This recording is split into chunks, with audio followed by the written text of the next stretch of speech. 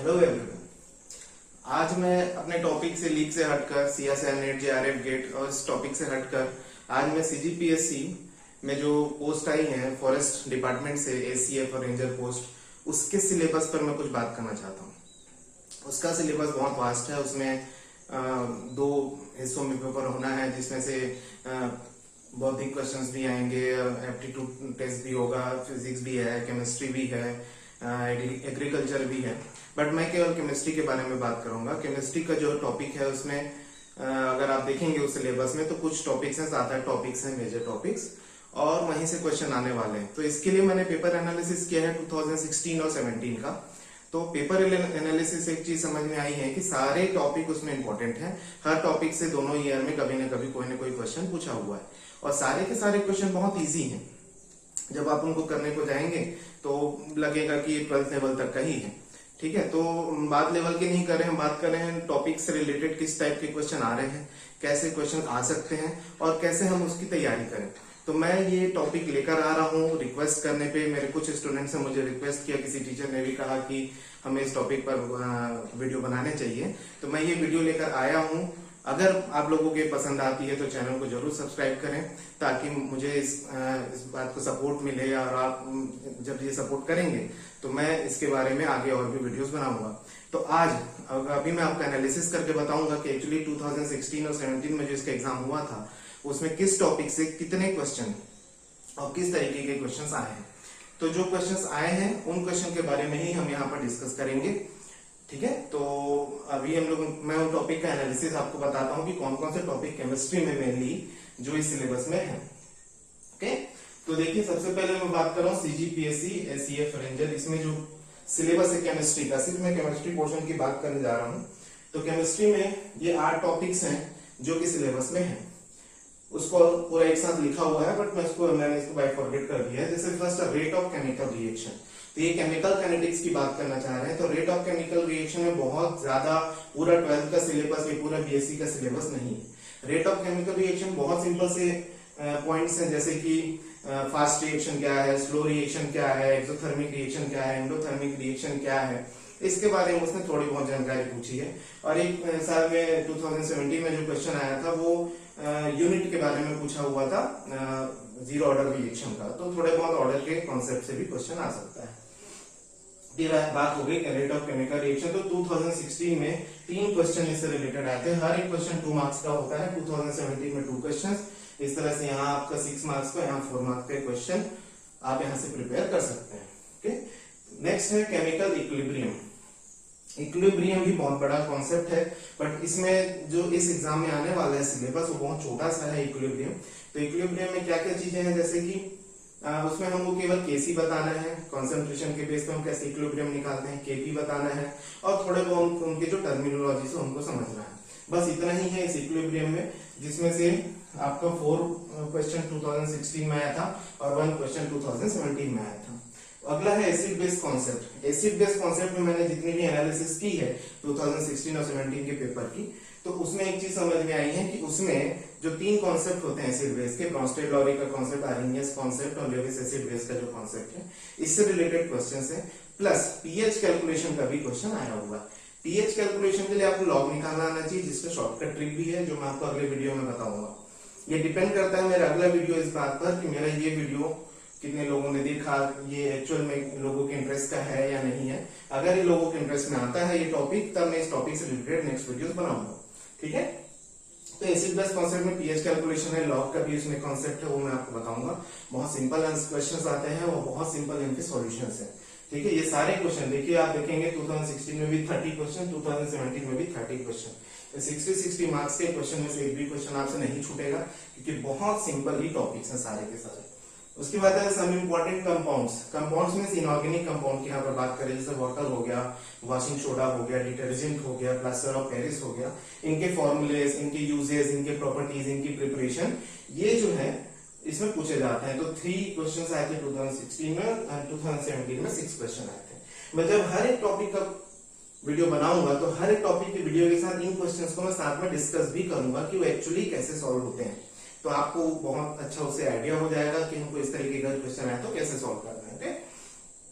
Next आता है metallurgy, metallurgy के बारे में तो आप जानते ही हैं, एलॉयज हैं, मेटल्स हैं, मेटल का एक्सट्रैक्शन है, कॉपर का, आयरन का, जिंक का।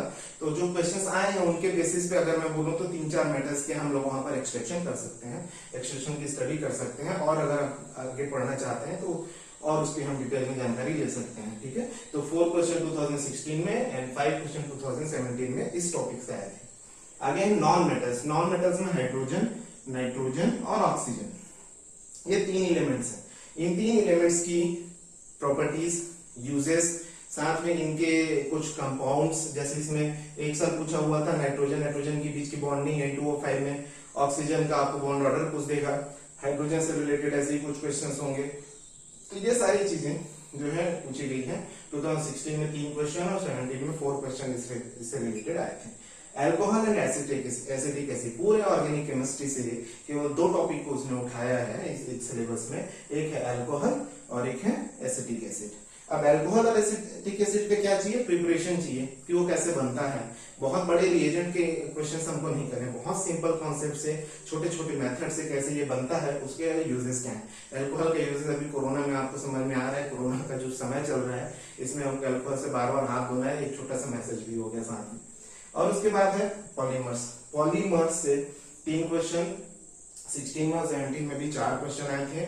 इसमें पॉलीमर का जो क्वेश्चन है, एक तो मैकेनिज्म से पूछा हुआ था कि एडिशन का है कि कंडेंसेशन का है, और एक जो क्वेश्चन पूछा, 2-3 जो क्वेश्चन पूछे हैं सिंपली नेम से पूछे गए कि इस नाम के पॉलीमर का कैसा फॉर्मूला होगा। तो इस तरीके से यह एक एनालिसिस है, सिर्फ मैंने जो बैठ के इसका एनालिसिस किया है कि जो सिलेबस है इस ACF एग्जाम का, CGPSC का, उसमें इतने केमिस्ट्री के टॉपिक्स है, इस 2016 में इतने क्वेश्चन, 17 में इतने क्वेश्चंस आए हैं, उनकी प्रिपरेशन हमको करनी है। तो इससे रिलेटेड जो है सभी टॉपिक्स की वीडियोस मैं बनाऊंगा। अभी मैं केवल एक टॉपिक का वीडियो बना रहा हूँ और उसी एक टॉपिक को एक्सप्लेन करूंगा, वो है केमिकल इक्विलिब्रियम। बहुत इंपॉर्टेंट है, 4 क्वेश्चन तो 16 में पूछा गया था, 1 क्वेश्चन 17 में, और ये टॉपिक क्लियर है तो ये भी इससे जुड़ा हुआ है। तो एसिड बेस कॉन्सेप्ट जस्ट इसके बाद में आपको बताऊंगा। तो फिलहाल मैं केमिकल इक्विलिब्रियम के बारे में आपसे डिस्कस करता हूँ।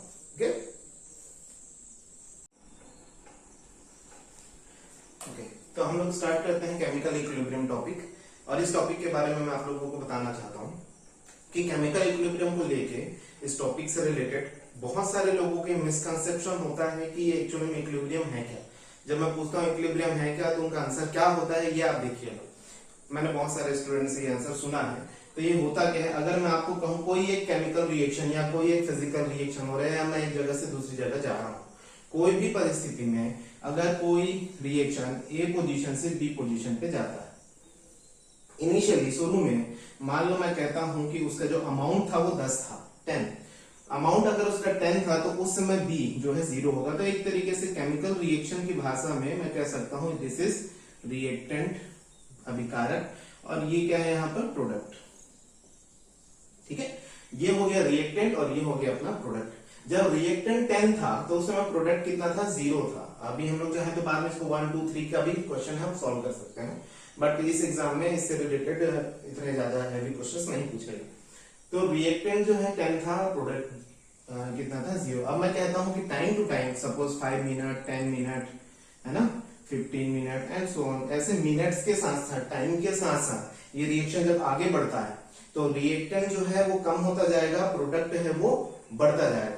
तो जब सपोज रिएक्टेंट 5 मिनट बाद 9 हो गए, तो उसमें प्रोडक्ट कितना बन चुका होगा, 1। ये बहुत समझने की जरूरत है, स्टोइकियोमेट्री का कॉन्सेप्ट भी मैं आगे बताऊंगा, ध्यान दे देखिए। अगर 10 में से 1 प्रोडक्ट बन गया तो बचा कितना, 9। 10 में से 2 प्रोडक्ट बन गया तो बचा कितना, 8। 10 में से 3 प्रोडक्ट बन गया तो बचा कितना, 7। और ऐसे ही अगर 4, 5, 6, 7, 8, 9, 10, मैं यहां ले लेता हूं 6, 5, 4, 3, 2, 1, 0, ऐसे इस तरीके से रिएक्शन चल रही है। अब जब मैं किसी से पूछता हूं या कई लोगों से जब मैं पूछता हूं, तो स्टूडेंट्स, कुछ स्टूडेंट्स का, सभी का नहीं कह रहा हूं, कुछ स्टूडेंट्स का जवाब कैसा आता है, मैं पूछता हूं कि इस कंडीशन में इक्विलिब्रियम कहां पर है, तो तुरंत हाथ उठाएंगे और उनका आंसर होता है 5, 5 सबसे पहले। और ये बहुत बड़ी गलती है, बहुत बड़ा मिसकंसेप्शन है। कैसे सोचते हैं लोग कि 5, 5 पे इक्विलिब्रियम है। अगर मैं इस रिएक्शन का एक ग्राफ बनाना चाहूं, तो ग्राफ में जरा ध्यान से देखिएगा, ये ग्राफ है। तो अगर मैं यहाँ रिएक्टेंट रखता हूँ, यहाँ प्रोडक्ट 0 पे है और रिएक्टेंट सपोज यहाँ 10 पे है, तो रिएक्टेंट 10 से घटते घटते कितने पे आ गया 0 पे, और प्रोडक्ट 0 से बढ़ते बढ़ते कितने पे आ गया 10 पे। तो ये बताइए यहाँ पर ये जो पॉइंट है दिस इज 5, जब दोनों की वैल्यू 5 है तो क्या मैं इसे इक्विलिब्रियम पॉइंट कहूंगा? बिल्कुल नहीं, ये इक्विलिब्रियम पॉइंट नहीं है, इसको कहते हैं इक्विवेलेंस पॉइंट। यस, इसको क्या बोलते हैं? इक्विवेलेंस पॉइंट, क्योंकि यहाँ पर रिएक्टेंट और प्रोडक्ट का कंसंट्रेशन इक्वल है, इसको बोलेंगे इक्विवेलेंस पॉइंट, ना कि इक्विलिब्रियम पॉइंट। फिर से मैं समझा रहा हूं, इक्विलिब्रियम का मतलब ये नहीं होता है। इक्विलिब्रियम का मतलब कंसंट्रेशन का सेम होना नहीं होता है, इक्विलिब्रियम का मतलब स्पीड का सेम होना होता है, जब दोनों डायरेक्शन में रिएक्शन चल रही हो। यहाँ किसी भी समय रिएक्शन बैकवर्ड नहीं गई है, केवल फॉरवर्ड। आप देखेंगे एक तरीके से ये बोलते हैं इरिवर्सिबल रिएक्शन है, क्योंकि ये एक तरफ चल रही है, ए से बी जा रही है, ए से बी जा रही है, बी से ए तो हुई नहीं। बट दूसरा एग्जांपल मैं लेता हूं, सपोज ए से बी हम जा रहे हैं। अब देखिए दूसरे एग्जांपल से समझने की कोशिश कीजिएगा। अभी मैं इक्विलिब्रियम का कॉन्सेप्ट लेकर आ रहा हूं। सपोज 10 है, 0 है, 5 मिनट के बाद 1 बन गया तो 9 बचा, फिर 5 मिनट के बाद मतलब टोटल 10 मिनट के बाद ये जो है 2 बन गया, तो ये कितना बचेगा 8। अब फिर 15 मिनट में ये 3 बन गया और ये कितना हो गया 7। अभी तक रिएक्शन कहां जा रही है? फॉरवर्ड डायरेक्शन में। इसे कुछ इस तरीके से समझें कि जैसे मेरे पास सपोज मैं यहाँ पर एक मार्कर लेकर खड़ा हूं, यहाँ पर 10 मार्कर रखे हुए हैं, कितने हैं 10 मार्कर्स। अब हर यहाँ पर 10 मार्कर्स हैं और मेरे उस तरफ, कैमरे के उस तरफ अगर मैं देखूं तो वहां एक भी मार्कर नहीं है, बट वहां एक बंदा खड़ा हुआ है। अब जैसे ही मैं एक मार्कर वहां ले जाके रखूंगा और मैं वापस आ जाऊंगा, तो हुआ क्या, यहाँ 9 वहां 1, फिर मैं दूसरा ले जाके रखा तो वहां हो गए 2, यहाँ हो गया 8, फिर मैं तीसरा ले जाके रखा, वहां हो गए 3, यहाँ हो गए 7। अब आप समझिए कि जब मैं 4th नंबर का मार्कर उठा के वहां रखने को जाऊंगा, उसी समय अगर उधर से एक दूसरा बंदा क्या करता है, जो वहां बैठा हुआ है, वो उन 3 मार्कर में से एक मार्कर को उठा के इधर ले आएगा। समझिए, मैं एक मार्कर 4th नंबर का मार्कर उठा के वहां ले जा रहा हूं और उसी समय उधर से 3 मार्कर रखा हुआ है, उसमें से एक उठा के कोई दूसरा बंदा यहाँ ले आता है सेम स्पीड से, जिस स्पीड से मैं यहाँ से वहां गया। तब क्या होगा फाइनली, क्या मैं रुका, क्या रिएक्शन रुकी है? नहीं, रिएक्शन तो हो रहा है, बट क्या हुआ है कि अभी भी वहां 3 होंगे, क्योंकि मैंने 4th वाला जो रखा तो 4 होने थे, लेकिन एक वो इधर ले आया, इधर हो गए 7, उधर हो गए 3। तो इस कंडीशन में यहाँ 7, यहाँ 3, और ये तब तक होता रहेगा जब तक मैं यहां से वहां मार्कर ले जाता रहूंगा और वहां से यहाँ मार्कर आता रहेगा, और ये जो तब तक होगा ये इक्वल तब तक रहेगा जब तक हम दोनों क्या करेंगे, ये म्यूचुअली ये चलता रहेगा। और इस तरीके से हमारी स्पीड जो होगी वो सेम होगी। अगर स्पीड चेंज हुई, बिल्कुल, अगर उसकी स्पीड ज्यादा हुई तो इधर ज्यादा मार्कर होंगे, मेरी स्पीड ज्यादा हुई तो उधर ज्यादा मार्कर होंगे। अभी दोनों की स्पीड सेम है, तो स्पीड सेम है तो दोनों का जो कॉन्सेंट्रेशन है वो क्या हो गया है, कांस्टेंट हो गया है। क्या हो गया है, कांस्टेंट। और ऐसी कंडीशन जो है वो कहलाती है इक्विलिब्रियम। समझिएगा, ये कंडीशन कहलाती है इक्विलिब्रियम। यहां पर जो था ये क्या था, इक्विवेलेंस पॉइंट, और यहाँ जो हो रहा है वो क्या है, इक्विलिब्रियम। यहाँ पर रिएक्टेंट और प्रोडक्ट का कॉन्सेंट्रेशन क्या है, सेम है। यहाँ पर रिएक्टेंट और प्रोडक्ट का कॉन्सेंट्रेशन क्या है, कांस्टेंट है। कांस्टेंट टर्म और सेम टर्म में डिफरेंस है। सेम होना और कांस्टेंट होना अलग अलग चीजें हैं। तो ये कांस्टेंट चल रहा है, तो इसका अगर मैं ग्राफ बनाऊं तो कैसा बनेगा, ये 10 था, 10 से 7 तक आया, फिर कांस्टेंट हो गया। ये 0 था प्रोडक्ट, ये 0 से 3 तक गया, फिर कांस्टेंट हो गया। तो एक्चुअली देखा जाए तो ये जो पोजीशन है इसको हम बोलेंगे इक्विलिब्रियम। ओके, ये रिएक्शन कोऑर्डिनेट्स का ग्राफ बन गया। अब एक और एग्जांपल से आप इसको समझ सकते हैं। अगर आप 5-5 का जो कॉन्सेप्ट लेना चाहते हैं, बहुत लोग सोच रहे हैं कि मैं 5-5 हम लोग पढ़े थे, 5-5 जो इक्विलिब्रियम होता है सर गलत बता रहे हैं, तो कोई नहीं, तो 5-5 वाला हम फिर से ले लेते हैं, 5-5 में ही करके देखते हैं। तो ए और ये हुआ बी, ये 10, 0, 9, 1, 8, 2, 7, 3, 6, 4, 5, 5। सपोज मैंने 5 मार्कर वहां ले जाके रख दिए, तब तक वो बंदा सोया हुआ था। अब उसका मूड हुआ कि भाई चलो मैं भी इधर अपना काम करूं और मैं वहां मार्कर ले जाके रखूंगा। तो मैंने जैसे 6 नंबर का उठाया, उसने 5 में से कोई भी एक उठा के यहाँ ले आया सेम स्पीड से। अब क्या हो गया, वहां कायदे से 4 होना था, तो अब मेरे ले जाने की वजह से 5 हो गया, और इधर जो 5 पहले से था उसमें 4 हो जाना था, तो यहाँ पर भी उधर के आने की वजह से क्या हो गया, 5 हो गया। तो देखा जाए तो दोनों तरफ 5 हो गया, अगेन अगेन अगेन। और जब तक दोनों डायरेक्शन में ये चलता रहेगा तब तक क्या होगा, 5 ही रहेगा। अब इसका जो ग्राफ बनेगा आप देखिए, ये 10 से लेके आ गया 5 पे और कांस्टेंट हो गया, ये 0 से ले गया 5 पे और कांस्टेंट हो गया, and this state is called equilibrium. बहुत सा सिंपल सा ही कॉन्सेप्ट है। यहां पर ये जो 5 वाली कंडीशन है इसको हम बोलेंगे इक्विलिब्रियम, तो गलत नहीं समझना है इसको। ये वाली जो 5 वाली कंडीशन है ये क्या है, इक्विवेलेंस पॉइंट। यहाँ पर रिएक्शन एक ही डायरेक्शन में चल रही है, यहाँ रिएक्शन दोनों डायरेक्शन में चल रही है, यहाँ पे रिएक्शन दोनों डायरेक्शन में चल रही है, तो ये वाला हुआ इक्विलिब्रियम, ये वाला भी हुआ इक्विलिब्रियम। ये तो था थ्योरेटिकल कॉन्सेप्ट कि इक्विलिब्रियम है क्या चीज। अब क्वेश्चन जो आएंगे, क्वेश्चन जिस तरीके से बनते हैं वो इक्विलिब्रियम से रिलेटेड, वो न्यूमेरिकल्स कैसे बनेंगे और उसके ये फॉर्मूला क्या है, मैं उसके बारे में डिस्कस करता हूँ। मैं ये डिराइव करता हूँ कि एक्चुअली अगर इस तरीके से इक्विलिब्रियम आ रहा है तो उसके लिए इक्विलिब्रियम कांस्टेंट क्या। तो इक्विलिब्रियम क्या चीज है, तो इक्विलिब्रियम के लिए अगर मैं एक इक्वेशन डिराइव करना चाहता हूँ तो बहुत सिंपल तरीके से हम इसको डिराइव कर सकते हैं। है क्या वो देखेंगे। सबसे पहले आपको केमिकल रिएक्शन समझना पड़ेगा। रिएक्शन क्या चीज है कि एक रिएक्टेंट है, एक वो किस में कन्वर्ट हो रहा है, प्रोडक्ट में कन्वर्ट हो रहा है। तो रिएक्टेंट जब प्रोडक्ट में कन्वर्ट होगा तो उसकी अपने की स्पीड होगी, ठीक है, एक स्पीड से वो चलेगा। जैसे हम सिंपल एग्जांपल लेते हैं, अगर मैं बात करूं घर में हमने रोटी बनते हुए देखा है। रोटी बनाने के लिए क्या चाहिए हमको, गेहूं का आटा चाहिए, उसमें पानी डालना है, नमक डालना है, उसके बाद उसको गूंथना है और उसके बाद वहां से रोटी बनाना है। तो स्टार्टिंग रिएक्टेंट हमारा क्या था, रिएक्टेंट हमारा क्या था, आटा था, ठीक है, पानी था और क्या था, नमक था। ये 3 चीजें हमारी रिएक्टेंट हो गई। और वहां पे जो इंटरमीडिएट कुछ है जो बना, उसके बाद फाइनली जो रोटी बन गई, सीख गई, तो वो रोटी जो है हमारा क्या हो गया, प्रोडक्ट हो गया। तो ये बनने का जो एक समय है, एक टाइम है, उस टाइम लिमिट में ये होने वाला है। और ये जो रोटी का बनना है वो डिपेंड करता है उसका अमाउंट, उसका टेस्ट, सब कुछ डिपेंड करता है किसके ऊपर, रिएक्टेंट के ऊपर, कि एक्चुअली रिएक्टेंट कैसा है, आटा कितना डाला, पानी कितना डाला, ओके, नमक कितना डाला। ये सारी चीजें जो है वो एक दूसरे से कनेक्टेड है। कनेक्टेड कहने का मतलब ये है कि वो उस पर डिपेंड करता है, और डिपेंड करता है उसी बेस पे हम लोग ये जो है रिएक्शन की बात करेंगे। उसकी अपनी स्पीड होगी, कोई बहुत जल्दी 10 रोटियां बना लिया, कोई धीरे धीरे करके 2 ही रोटी बना पाता है, सेम टाइम में 5 मिनट की बात कर रहे हैं, 2 मिनट की बात कर रहा हूं, तो वो हम लोग बात कर रहे हैं। तो अगर कोई केमिकल रिएक्शन हो रही है, सपोज 2A फॉरवर्ड डायरेक्शन में वो 3B बना रहा है, 2A फॉरवर्ड डायरेक्शन में 3B बना रहा है, और रिटर्न डायरेक्शन, रिवर्स डायरेक्शन की बात करो तो 3B से वो क्या बन रहा है, 2A। तो ये हो गया फॉरवर्ड और ये हो गया बैकवर्ड। इक्विलिब्रियम देखिए, रिवर्सिबल और इक्विलिब्रियम अलग अलग चीजें हैं। रिवर्सिबल मतलब दोनों डायरेक्शन में रिएक्शन का होना, और इक्विलिब्रियम का मतलब क्या है, जब दोनों डायरेक्शन में चल रही है तो सेम स्पीड से चलना, उसको हम लोग क्या बोलते हैं, इक्विलिब्रियम। अगर ये सेम स्पीड से चलेगा तो वो इक्विलिब्रियम होगा, तो वो हम लोग को समझना है। तो इक्विलिब्रियम की क्या क्या बातें आपको समझ में आई। तो एक पॉइंट आपको ये समझ में आया होगा कि रेट, जिसको हम लोग स्पीड कहते हैं, ऑफ फॉरवर्ड रिएक्शन या forward step is equal to rate of backward step, ठीक है, ये एक पॉइंट। दूसरी पॉइंट ये समझ में आती है कि जब इक्विलिब्रियम हुआ, मैंने मार्कर का एग्जांपल दिया था कि मैं उधर जा रहा था, उधर से कोई इधर आ रहा था, तो ये जो मार्कर का एग्जांपल दिया, मेरे जाने आने के बीच में क्या मैं कभी रुका नहीं, मैं नहीं रुका, लेकिन वो रिएक्शन हो रहा था, प्रोडक्ट उतना ही था, रिएक्टेंट उतना ही था, कांस्टेंट था कॉन्सेंट्रेशन, बट चल रहा था रिएक्शन। तो जब ये चल रहा है इसलिए इसको बोलते हैं dynamic.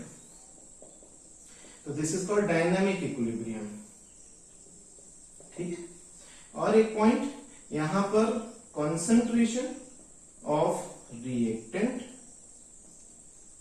And concentration of product, ये सेम नहीं होते, कांस्टेंट होते हैं, इज कांस्टेंट, ठीक है। ये कुछ इंपॉर्टेंट पॉइंट्स आ गए इक्विलिब्रियम को लेके। और इक्विलिब्रियम कहीं किसी भी तरीके से चेंज नहीं होता है सिवाय टेम्परेचर के। अगर इससे कोई क्वेश्चन आ गया तो आप जरूर इसको बनाइएगा। टेम्परेचर जो है इक्विलिब्रियम को चेंज कर सकता है, बाकी कोई भी फैक्टर इक्विलिब्रियम को चेंज नहीं कर सकता। कांस्टेंट को, इक्विलिब्रियम कांस्टेंट की बात कर रहा हूं। अब हम इसका डेरिवेशन करते हैं। आपको डेरिवेशन करना नहीं है, बट डेरिवेशन से क्वेश्चन आ सकता है। तो डेरिवेशन का क्या हुआ, जैसे कि हमने बात की रेट ऑफ, अच्छा, इसके लिए डेरिवेशन के लिए हमको सबसे पहले जरूरत होगी लॉ ऑफ मास एक्शन की।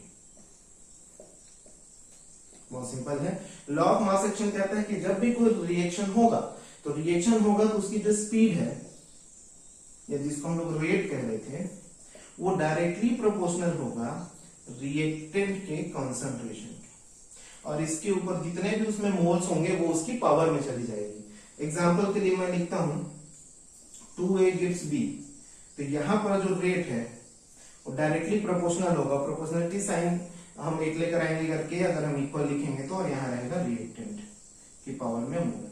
तो जैसे कि इसके लिए अगर मैं रेट लिखना चाहता हूं तो इसके लिए रेट क्या होगा, तो रेट इक्वल्स टू के, कांस्टेंट है के, इसमें रिएक्टेंट कौन है, ध्यान से देखिए इस रिएक्शन में रिएक्टेंट कौन है, ए अगर रिएक्टेंट है और इसके सामने कितने मोल्स दिए हैं तो आएगा कंसंट्रेशन ऑफ ए और इसकी पावर में क्या होगा 2।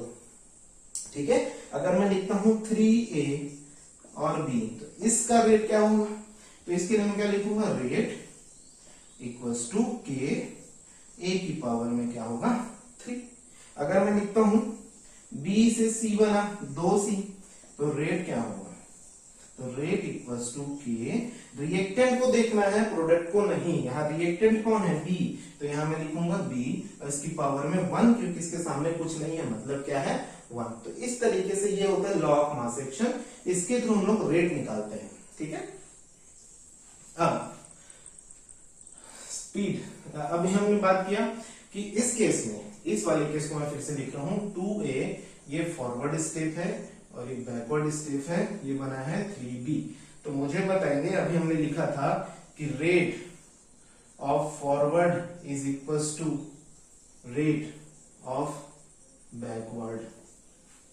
अभी हमने बोला तो रेट ऑफ फॉरवर्ड स्टेप क्या होगा, तो रेट ऑफ फॉरवर्ड में रिएक्टेंट कौन है 2A, ये रिएक्टेंट है, तो रेट क्या होगा के फॉरवर्ड, के लिखते हैं ना कांस्टेंट, तो कांस्टेंट किसका, फॉरवर्ड स्टेप का, और ये हो जाएगा कंसंट्रेशन ऑफ ए और इसका स्क्वायर। स्क्वायर क्यों आया, क्योंकि ए के सामने मोल का नंबर ऑफ मोल्स, इसको स्टोइकियोमेट्री में बोलते हैं, नंबर ऑफ मोल्स कितना है 2, उसको हम वहां लिखेंगे। बैकवर्ड के लिए क्या होगा के बी, बहुत सिंपल है देखिए, और बी की पावर में क्या होगा 3, क्योंकि उसके सामने क्या लगा हुआ है 3, ये दोनों इक्वल हो गए according to condition of equilibrium. अब दोनों कांस्टेंट्स को एक तरफ ले लेते हैं, तो ये हो गया K F upon K B equals to B to the power 3 upon A to the power 2, और ये के एफ अपॉन के बी को ही क्या बोलते हैं, capital K, which is known as equilibrium constant.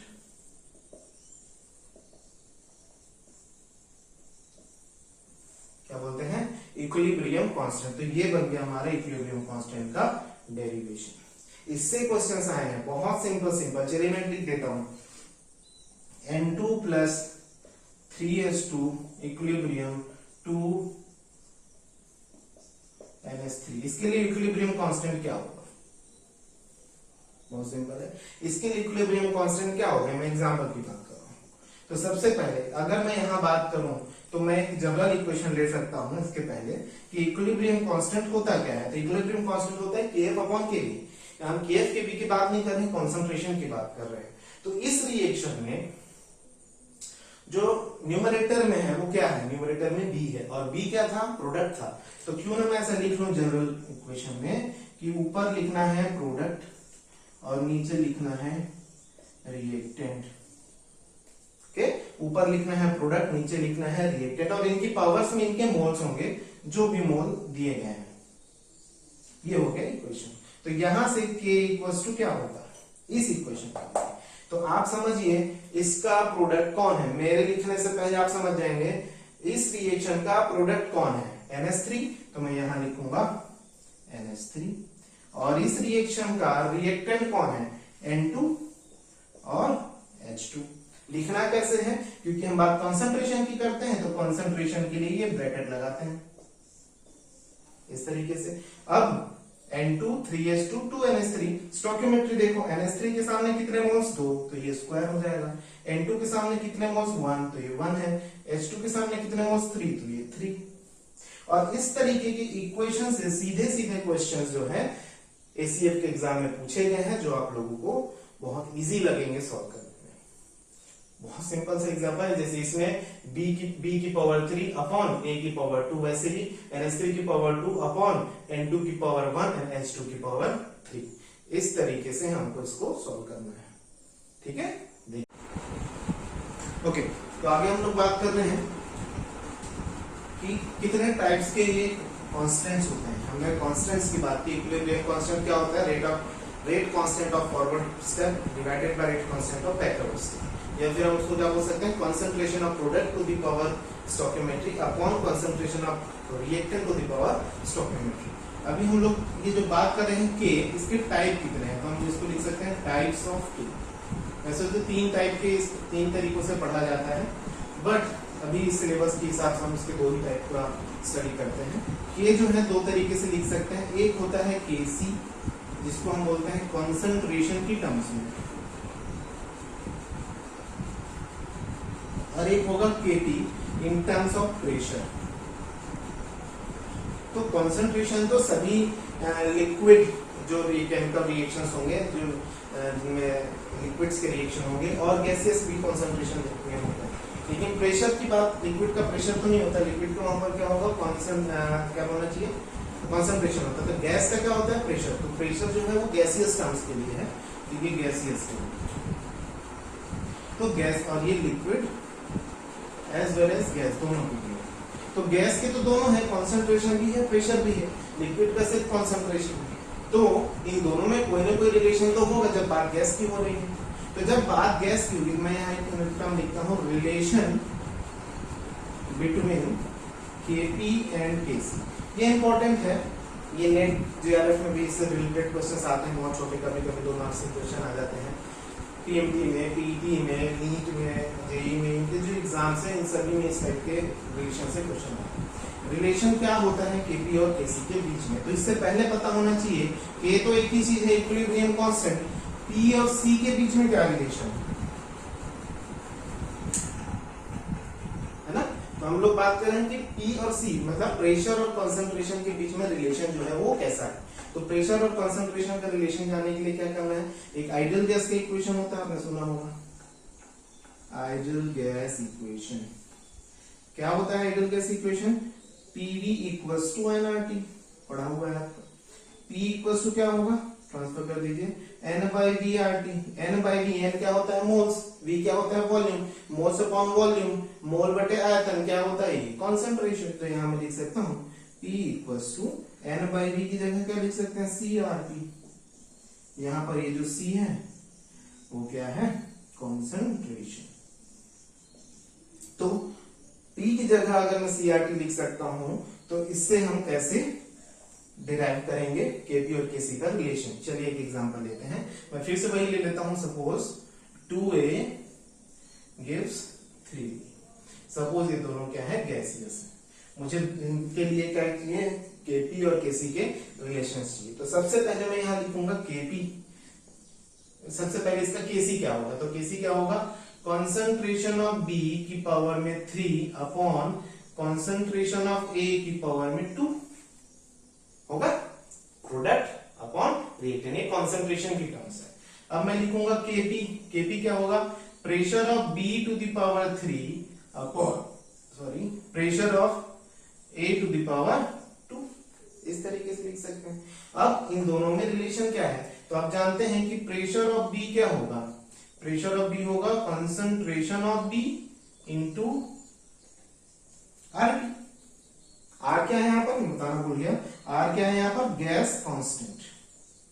ठीक है, आर की जो वैल्यूज होती है 0.0821 लीटर एटमॉस्फेयर पर केल्विन पर मोल, और वहीं पे 8.314 जूल पर केल्विन पर मोल।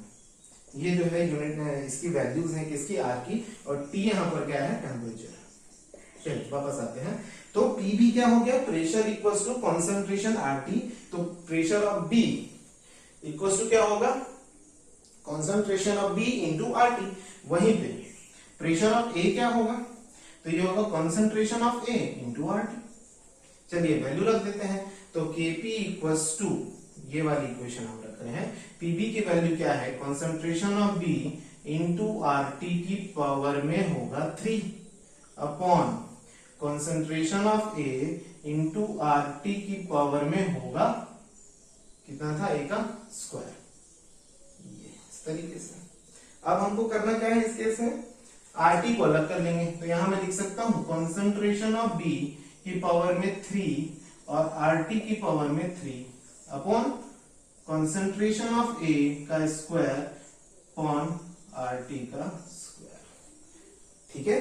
अब क्या मैं इस तरह से लिख सकता हूं, Kp equals to concentration of B to the power 3 upon concentration of A to the power 2 और आर टी के पावर में 3 माइनस 2। सभी जानते हैं बहुत सिंपल सा मैथ्स का कॉन्सेप्ट है, ये न्यूमरेटर में डिनोमिनेटर में है, जब दोनों टर्म्स एक जैसे हो तो उनकी पावर्स जो है वो क्या हो जाती है, सब्सट्रैक्ट हो जाती है, माइनस कर देते हैं हम ऊपर वाले की पावर से नीचे वाले की पावर को। तो ये हो गया आर टी की पावर 3 माइनस 2।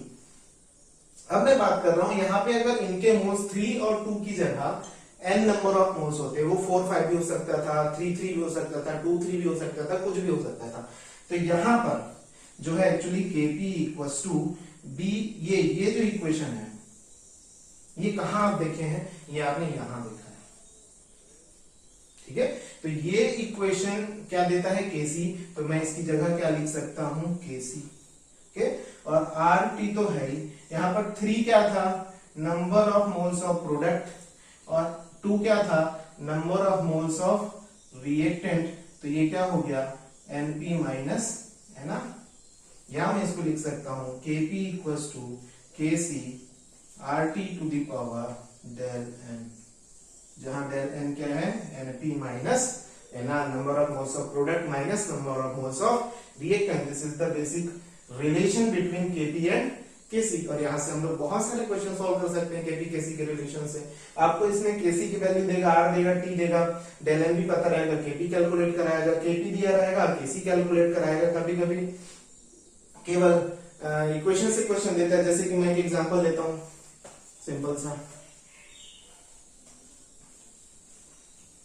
ठीक है। जैसे कि मैं बात करता हूं PCl5 इक्विलिब्रियम विथ, एक एग्जांपल ले रहा हूं PCl3 plus Cl2। What is the relation between Kp and Kc। सबसे पहले इसमें आपको क्या ढूंढना होगा, प्रोडक्ट कौन है, रिएक्टेंट। ये मेरा प्रोडक्ट है, ये मेरा रिएक्टेंट है। प्रोडक्ट के कितने मोल्स हैं, इसका 1 मोल है, इसका 1 मोल है, तो टोटल अगर मैं देखूं तो 2 मोल्स हैं प्रोडक्ट के, और रिएक्टेंट के कितने मोल्स हैं, 1। तो डेल n क्या होगा, डेल n सबसे पहले फाइंड करना है, ये बात। तो number of moles of product कितने हैं, 2, number of moles of reactant कितने हैं, 1, 2 माइनस 1 क्या हुआ, 1, ये डेल n है। तो what is the relation between Kp and Kc, तो Kp equals to Kc RT की पावर में 1, ये रिलेशन होगी।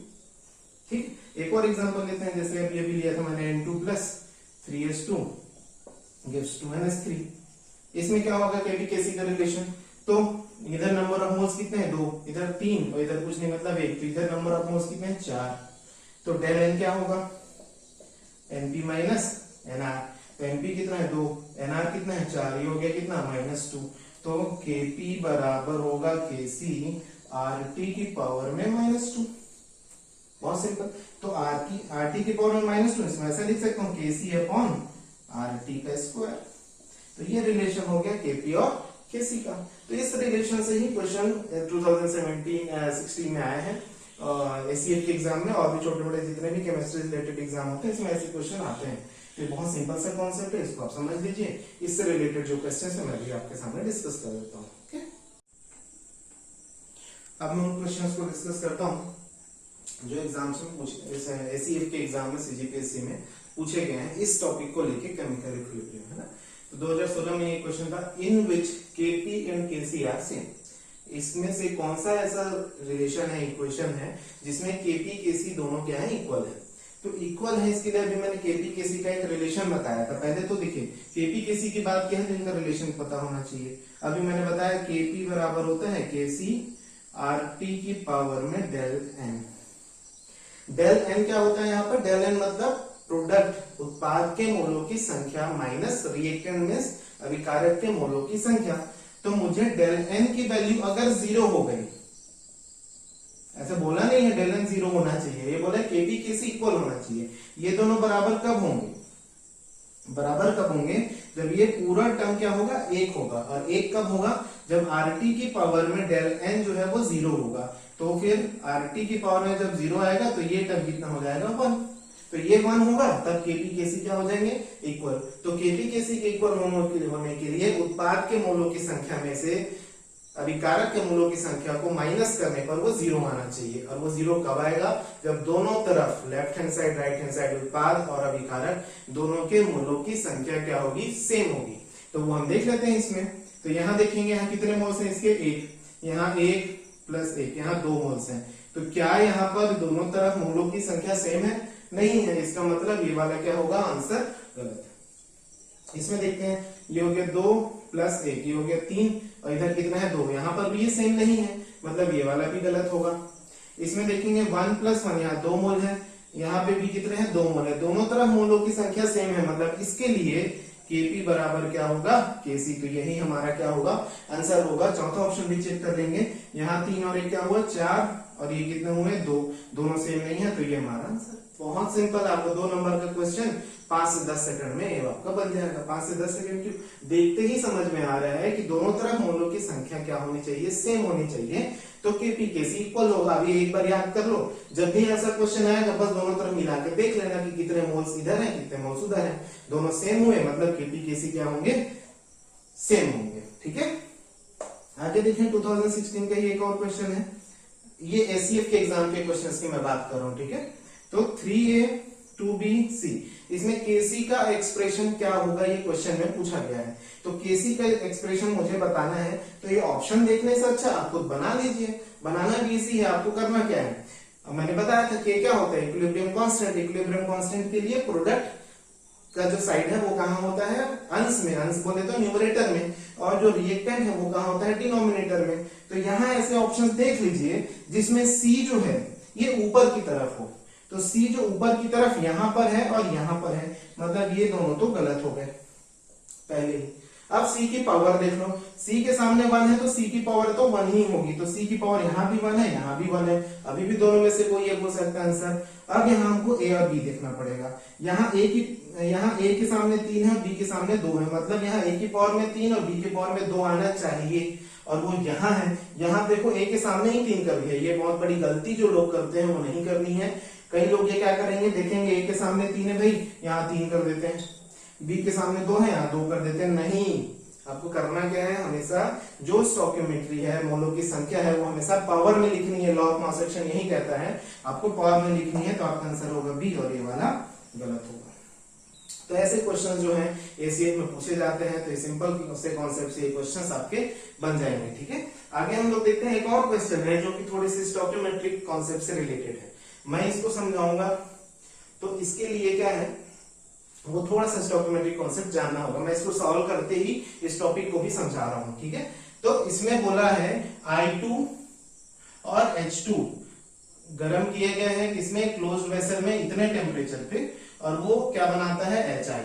मतलब इसका सॉल्यूशन करने से पहले मुझे इसका इक्वेशन लिखना पड़ेगा।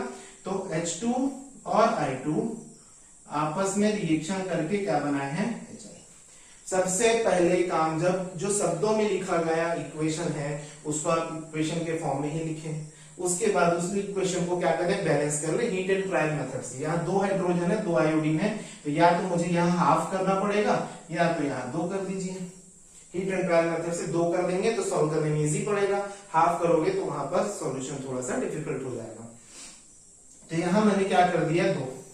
अब सबसे पहली बात, अब 2 आ गया, बोला है कि इसके लिए इक्विलिब्रियम फाइंड करना है, Kc क्या होगा।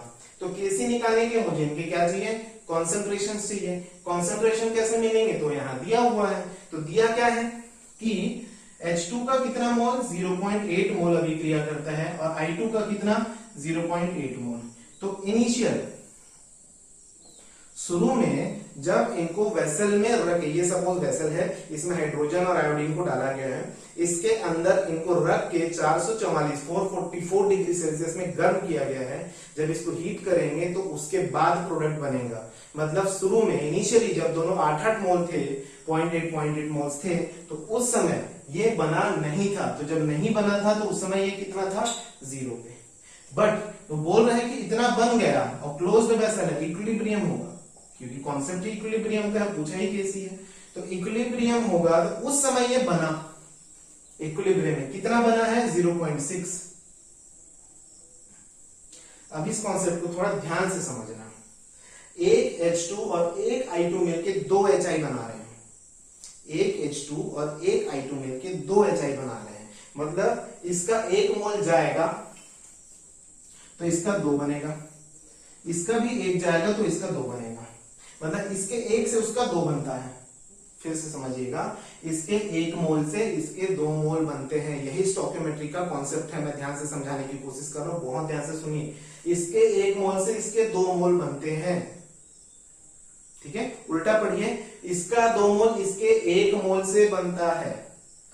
दिख रहा है क्वेश्चन में, ये 2 बना है ना इसके 1 से, तो इसका 2 मोल इसके 1 मोल से बनता है। चलिए थोड़ी देर के लिए ये नहीं है, मान लो इस इक्वेशन में ये नहीं है, सिर्फ H2 है, तो कैसे पढ़ेंगे? इसके 1 मोल से उसका 2 मोल बना, इसके 2 मोल से उसका 4 बनेगा, इसके 6 से उसका 12 बनेगा, इसके 10 से उसका 20 बनेगा। उल्टा पढ़ते हैं, इसके 2 से इसका 1 बना, तो इसके 4 से इसका 2 बनेगा, इसके 6 से इसका 3 बनेगा, इसके 8 से इसका 4 बनेगा। इसके कितने मोल्स बने हैं 0.6, तो इस इक्विलिब्रियम के समय इसके कितने बनेंगे डिवाइडेड बाय 2, मतलब 0. कितना 3। फिर से कह रहा हूं, इसके 0.6 0.6 मोल बने हैं, तो इसका कितना मोल गया होगा 0.3। ठीक है, क्यों? क्योंकि इसका 2 कब बनता है जब ये 1 रहता है, तो इसके 0.3 से इसका 0.6 बना, तो आयोडीन का भी होगा वहां पर, इनिशियल इतना था 0.3, तो आयोडीन का 0.3 और इसका 0.3 मिलके इसका क्या बनाए हैं 0.6 बनाए हैं। तो इतना तो ये कम हुआ है, माइनस हुआ है, तब ये जाके बना है। तो इसमें से इसको घटा दो, तो ये कितना हो जाएगा 0.5 और ये भी कितना हो जाएगा 0.5। क्यों? शुरू में कंटेनर में इतना था, उसमें से 0.3 घटा, तब जाके इसका 0.6 बना और सिस्टम में आ गई इक्विलिब्रियम। अब उस इक्विलिब्रियम के समय मुझे Kc फाइंड करना है, तो इक्विलिब्रियम के समय H2 कितना बचा हुआ है, I2 कितना बचा है, क्योंकि उसका 0.3 इस्तेमाल हुआ है, तो 0.8 में से 0.3 माइनस किया तो 0.5 बचा है, इसका भी 0.5 बचा है और इसका 0.6 बना है। Kc का फॉर्मूला लगाइए, Kc में क्या लिखते हैं प्रोडक्ट, प्रोडक्ट है अपना HI, उसका स्क्वायर हो जाएगा बटे H2 और I2 का कंसंट्रेशन। HI, H की वैल्यू कितनी है 0.6, इसका हो जाएगा स्क्वायर और ये हो जाएगा 0.5 H2 और 0.5 HI, तो ये हो जाएगा 0.6 अपॉन 0.5 दोनों का स्क्वायर। ठीक है, या मैं इसको ऐसा लिख सकता हूँ 6/5 दोनों का स्क्वायर। सॉल्व कर लीजिए आप अपने तरीके से, और ये हो जाएगा 36, ये हो जाएगा 25 से डिवाइड कर 36 को, ये आ जाएगा 1.4, तो आपका आंसर क्या है 1.4। इस कॉन्सेप्ट से रिलेटेड और भी कोई क्वेश्चंस आपके पास होंगे, आपको स्टोइकियोमेट्री समझ में नहीं आ रहा है, तो आप मुझे मेरे चैनल में नीचे कमेंट करके बताइए, जरूर बताइए। और दूसरी चीज, मैंने ये टॉपिक लिया है CGPSC ACF एग्जाम का, अगर इस एग्जाम से रिलेटेड अगर आप लोग इंटरेस्टेड हैं, इससे रिलेटेड और भी टॉपिक, जितने भी 8 टॉपिक्स मैंने बताए उससे रिलेटेड मुझे वीडियो बनाने हैं, तो आप मुझे सजेस्ट करें कि अगर ये वीडियो मैं आगे बढ़ाऊं या नहीं बढ़ाऊं। अदरवाइज मैं अपने फिर से नेट के टॉपिक में जब कर जाऊंगा, फिर से अपना CSI नेट का कंटिन्यू करूंगा। तो ये टॉपिक भी इंपॉर्टेंट है, क्योंकि अभी CGPSC का एग्जाम आज से इसका फॉर्म स्टार्ट हो गया है। तो अगर आप लोग ये फॉर्म भरे हैं, इस एग्जाम की तैयारी करने वाले हैं, तो आप मुझे कमेंट बॉक्स में बताइए, और इसमें और क्या आप लोगों को जानना है वो मैं रिलेटेड वीडियो आगे बनाता रहूंगा। Thank you.